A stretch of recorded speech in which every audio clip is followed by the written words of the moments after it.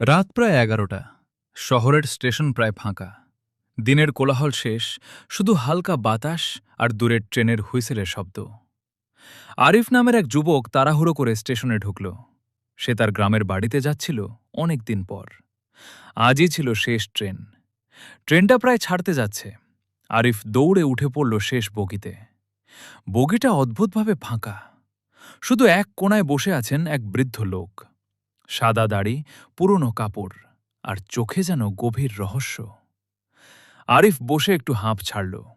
তারপর চারদিকে তাকিয়ে বুঝতে পারল পুরো বগিতে আর কেউ নেই। ট্রেন চলতে শুরু করল। কিছুক্ষণ পর বৃদ্ধ লোকটা বললেন, বাড়ি যাচ্ছ? আরিফ একটু চমকে গিয়ে বলল, জি, অনেকদিন পর যাচ্ছি। বৃদ্ধ মৃদু হাসলেন, অনেকেই দেরি করে ফেলে ফিরে যেতে। আরিফ কথাটা ঠিক বুঝতে পারল না। কিছুক্ষণ নীরবতার পর ট্রেন একটা ছোট স্টেশনে থামল।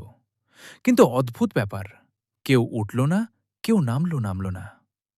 আরিফ জানলা দিয়ে তাকিয়ে দেখল স্টেশনটা যেন অচেনা, নামও ঠিক বোঝা যাচ্ছে না। সে বৃদ্ধকে জিজ্ঞেস করল, এই স্টেশনটা কোনটা?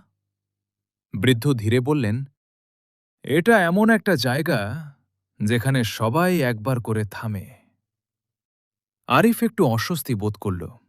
ট্রেন আবার চলতে শুরু করল। হঠাৎ ট্রেনের লাইট একটু ঝিমঝিম করতে লাগল। বগির ভেতর ঠান্ডা হয়ে গেল। বৃদ্ধ এবার বললেন, তুমি কি কাউকে কিছু না বলে চলে এসেছ? আরিফ চুপ হয়ে গেল। সে মনে মনে ভাবল, সে সত্যিই তার মায়ের সাথে ঠিকমতো কথা না বলেই বেরিয়ে এসেছে, রাগ করে। বৃদ্ধ আবার বললেন, জীবনে কিছু কথা না বললে পরে বলার সুযোগ নাও পেতে পারো। আরিফের বুক কেঁপে উঠল। সে জিজ্ঞেস করল, আপনি এসব জানলেন কিভাবে? বৃদ্ধ শুধু হেসে চুপ করে রইলেন। ট্রেন এবার শেষ স্টেশনের দিকে যাচ্ছে। ঘোষণাও শোনা যাচ্ছে না। চারপাশে এক অদ্ভুত নীরবতা। আরিফ হঠাৎ বুঝতে পারল তার ফোনে কোনো নেটওয়ার্ক নেই, সময়ও থেমে আছে। সে ভয় পেয়ে গেল। সে বৃদ্ধকে বলল, এটা কি হচ্ছে? এটা কোন ট্রেন? বৃদ্ধ এবার ধীরে ধীরে উঠে দাঁড়ালেন। বললেন, এটা এমন একটা ট্রেন যেখানে মানুষ বুঝ